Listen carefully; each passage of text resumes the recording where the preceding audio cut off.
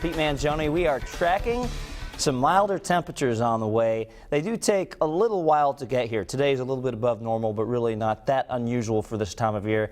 Let's check out what I'm tracking, and the first item will be that gradual warm-up. Now, today, we should be able to reach temperatures in the low 40s, maybe a few mid-40s out there. We get to around 50 tomorrow, some spots not quite getting there. Then a very mild Monday, temperatures in the mid-50s with some breezy conditions. And then next week, especially towards the middle of next week, we're bringing in some rain. Some of that rain could be heavy along with some gusty winds, but it's certainly a mild start to the week before things change around a little bit. We kind of flip the weather pattern back to cold by the end of the week into the weekend, along with a potential storm. We'll talk more about that in just a few minutes. Brian and I were talking about how a lot of the snow from last weekend's storm is completely gone. We still have a little lingering up here at Echo Lake and Pasco. You could see a little bit of snow on the ground, but even up in this colder region, a lot of that snow now starting to retreat.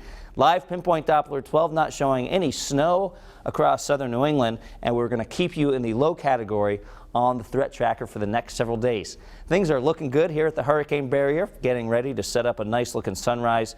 27 degrees in Westerly with some recent gusts of around 20 miles an hour. The same holds true in Tiverton with a current temperature of 29 degrees. On the satellite picture, quiet over the northeast. We will get some of these clouds increasing during the afternoon. Now, you notice there is a system kind of floating through the Great Lakes. Here's where I'm expecting it to go over the next 12 to 24 hours. And I'm pretty much expecting the bulk of this to go like this, staying to our north. So that is very good news. Here in southern New England, northern New England again may get clipped by a few flakes here and there, and we'll get clipped by a few clouds throughout the afternoon, but that will be about it from that particular system.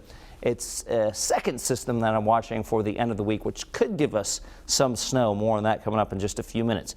So I mentioned that system passing to our north. Here are the clouds that will kind of trail to the south of it. This is around 1 this afternoon with some increase in clouds.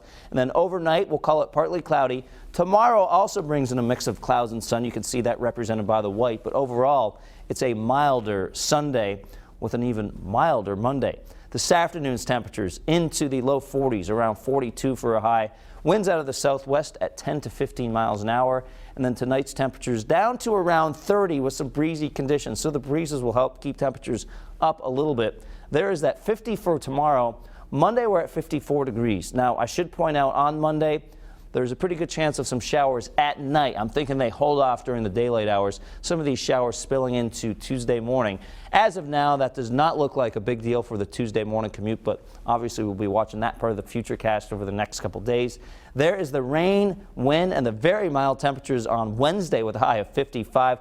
A little bit of a cool down on Thursday. And then on Friday, we're tracking an offshore storm. Now, right now, our computers do bring it close enough to graze us here in southern New England with a combination of rain or snow.